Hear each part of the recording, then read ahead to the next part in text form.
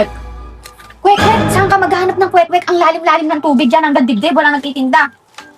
Eryo, may nakita ako sa rep. Pang-ulam natin yan! Ibang merienda na lang natin, wag na tayo mag-ulam. Grabe ka naman. Ano mas importante na merienda kaysa sa ulam? Pag may natin ready, ulamin natin. sa gulay eh. Minsan ako mag-request. Oh, sige na.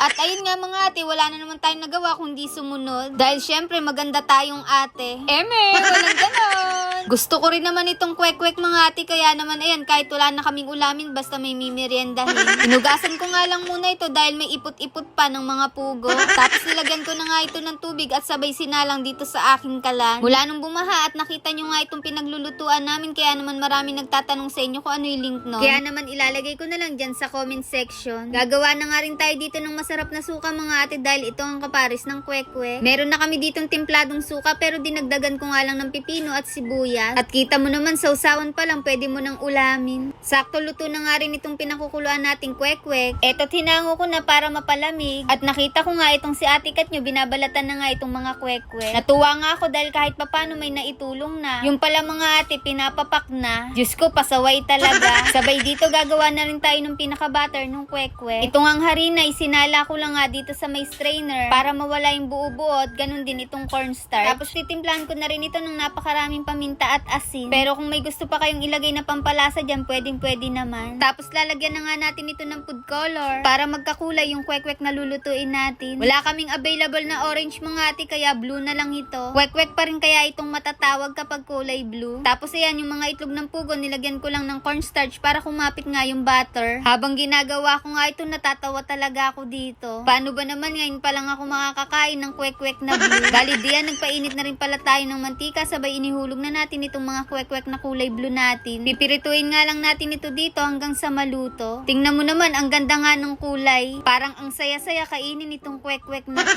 Nung maluto na nga mga ate, eto hahanguin ko na rin. Baka kasi mamaya ikaw pa yung maghango. Walang ganon.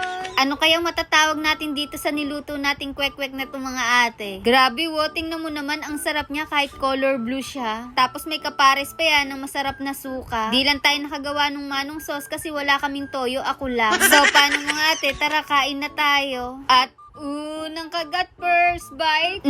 Ang sarap. Yun nga lang, pasong-paso na naman yung dila ko dyan. Pero okay lang yun, masarap naman itong kinakain natin. Mas lalo pa sana itong masarap kung may manong sauce. At ayun mga ate, yung Ate Kat niya yung nag-request nito pero mas marami pa akong nakain. Kaya tara, ibigay na natin to. Kat, eto na request mong kwek-kwek. Ba't ba yan?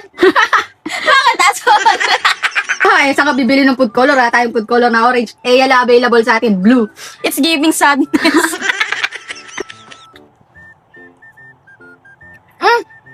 Sarap. Look! Lasang kwek-kwek. Yehey! Ang sarap ng husawan. Masarap. Sobrang na-enjoy na naman nga namin dito yung pagkain. Kaya ayun, craving certified na naman yung mag-ate. At ayun lang, bye-bye!